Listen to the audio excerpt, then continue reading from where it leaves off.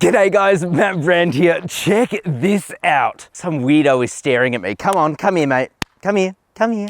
Oh, come here. Oh, please stop staring at me. It's making me feel very uncomfortable. Oh, hello. Say hello. Up there. See? Today is a very exciting, oh, I've scared him off. Today is a very exciting day because we have the new X3M here that has just been facelifted with quite a lot of changes. And of course, I'm going to take you through all of those today. In today's review, we're going to look at the exterior. We're going to take a look at the interior, its practicality. This is a fast SUV, of course, but because it's a fast SUV, we're also going to test the manufacturer's claims using my specialist timing gear to see how quick this thing is from 0 to 100 kilometers an hour. Then of course we'll drive it and I'll end on, should you buy an X3M? Okay, let's get straight into it. Okay, so as always, let's start with up front. And one of the biggest changes you'll see straight away is that you get this new color here, Marina Blue. It is stunning. How good does it look? Even my camera is capturing it. Usually it can't. What else is new? Well, an enormous bumper. This thing is huge. Of course, no one's gonna talk about it because it's not a grille, but it's pretty damn cool. And it has heaps of functional aero here to help streamline air over the side and to help cool the giant brakes, but we'll get back to that. You've also got air dams here for cooling. It is insane. This thing is not just M in name, it is M in nature, and you'll see that especially when we're on the road. As standard now, you get these BMW LED laser lights, which is really nice to have, one of the best lights in the business because they help blank out part of their beams while you're driving. You have blacked out kidney grills. They're not oversized, perfectly sized. Got your BMW badge there, of course. And yeah, from the front, I think this is one of the coolest looking performance SUVs out there. I love it. Okay, coming to the side now, let's start with these enormous 21-inch wheels.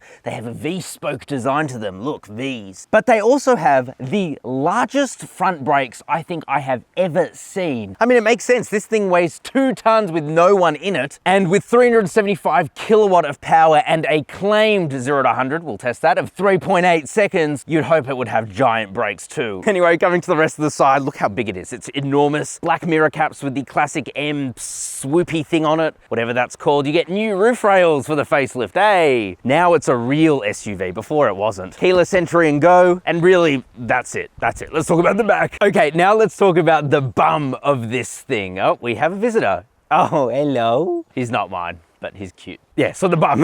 New for the facelift are these tail lights. They look pretty cool. They have a 3D effect to them, and they're smoked out, of course. Up top, you have a roof spoiler. I'm sure it actually does provide some level of downforce, because boy, can this thing go quickly. Yes, this is actually an X3M Competition. We don't actually get the standard X3M. That would just mean that we get less power and less torque. Competition bumps it up. And yeah, God damn, this thing is quick. And then coming down to the bottom, and the bumper has been revised. I couldn't tell, but hey. And then you've also got quad exhaust tips, which sound pretty awesome. Take a listen.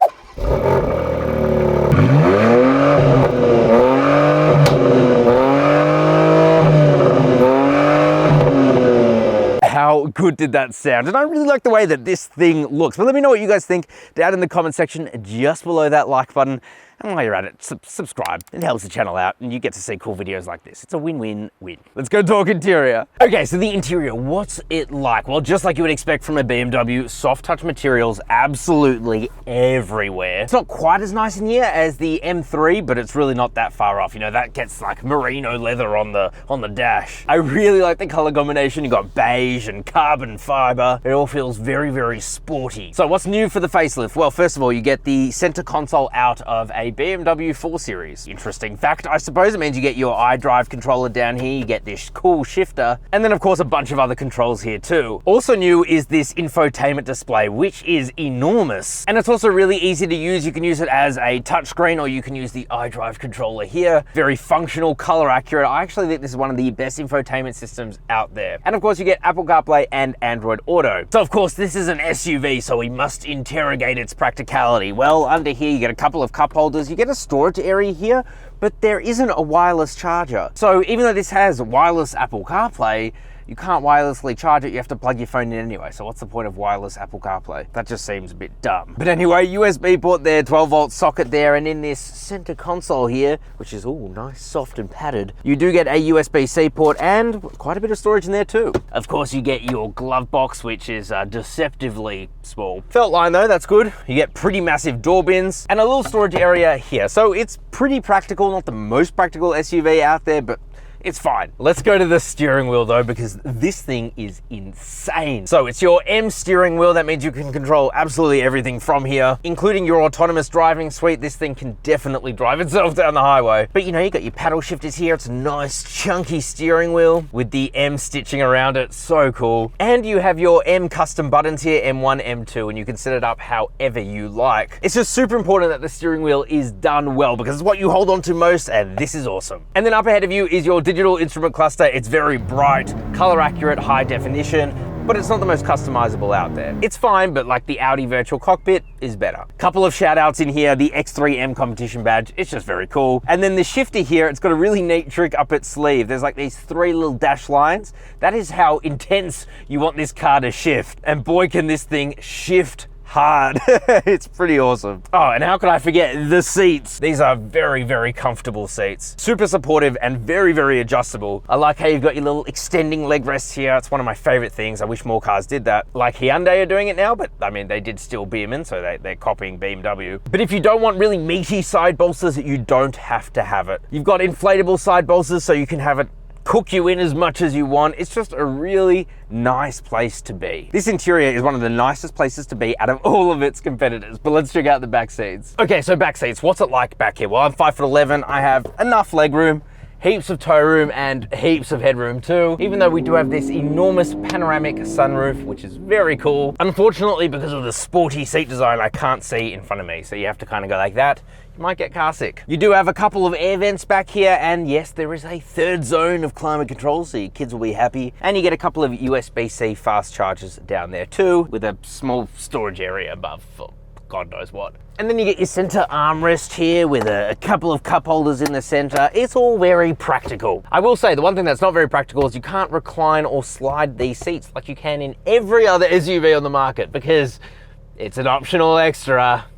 BMW, you silly bastards. All right, let's talk practicality. Now, of course, if you're gonna buy the X3M over an M3, you're gonna want it for the boot space. So let's check that out. Automatic tailgate, of course. And once you're inside, you can see there is so much room in here, it's not funny. You've also got pretty nifty things, a bit of netting here, some cargo hooks, you got 12-volt socket and this, you know, adjustable floor thing or whatever it is. God, rails, something. You've also got a little bit of underfloor storage here, though not a huge amount. And then if we take out this cargo cover here, ooh, pretty easy. Then you can put down the back seats. Unfortunately, there isn't a lever here. You have to reach in like a pleb and push it forward. But once you do, you get a huge amount of room in there. So yes, all very lovely dovely. Let's go talk specs. Now here in Australia, as I said, you can only get the X3M as the competition, and this will set you back 180,000 Australian dollars. That is a lot of money, don't get me wrong, but it's still $20,000 cheaper than a Mercedes-Benz GLC 63S, which is this thing's closest competitor. Of course, for your money, you do get the exact same drivetrain as a BMW M3. So yes, we have the world-renowned S58 inline 6-cylinder twin turbo, just a monstrosity of an engine, pumps out 375 kilowatt of power, and torque has been bumped up to 650 from 600. This thing is so fast, it's mind-blowing. It doesn't quite have the sound of the AMG V8, but boy, it doesn't need it because it just, poof, it's a rocket ship. And what better way to show you that than by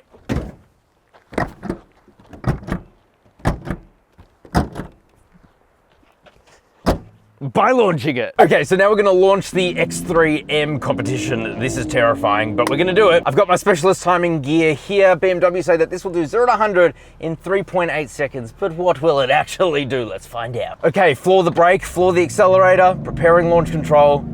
Oh my God.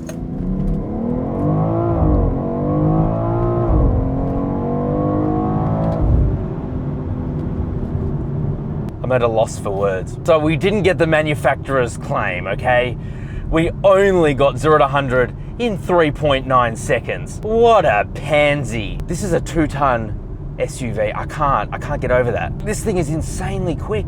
This thing is nuts. Okay, so let's start the driving section by talking about this car's worst point. And that's that this thing has really firm suspension. Everything has been tuned for the racetrack, and you can't get away from physics, right? This thing is a 2-ton beast. So if you want it to perform well, the only way to really do that, and you're probably shaking around a lot, it's to make the car you know, stiff, and it feels stiff. This definitely is not the most comfortable car out there, which is a bit of a shame. You know, you kind of want that wafty suspension in an SUV when you're just, you know, pottering around town, but this does not deliver that.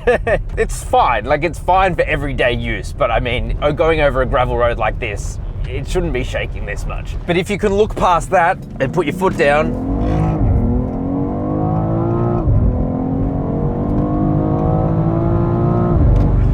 this thing is on another level. It's on another level. I'm honestly speechless. So yes, you get the S58 engine. This is one of the best engines ever made. Big claim, but it really is. It puts out an enormous amount of power, an enormous amount of torque. And when you pair it to this awesome 8-speed torque converter transmission, you put your foot down,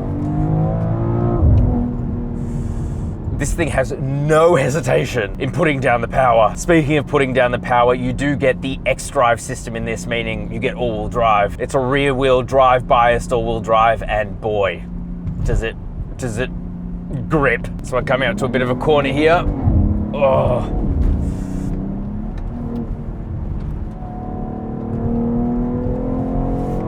Oh my God, oh my God.